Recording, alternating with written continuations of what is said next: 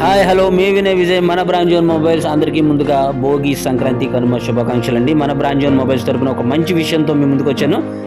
ఇప్పుడు ఎన్ఏడిలోనే కాదండి, మన బ్రాండ్ జోన్ మొబైల్స్ అతి చెరువులో మరిన్ని సేవలు మీకు అందించడానికి మన పెందుర్తిలో మన బ్రాండ్ జోన్ మొబైల్ షోరూమ్ ప్రారంభమైందండి.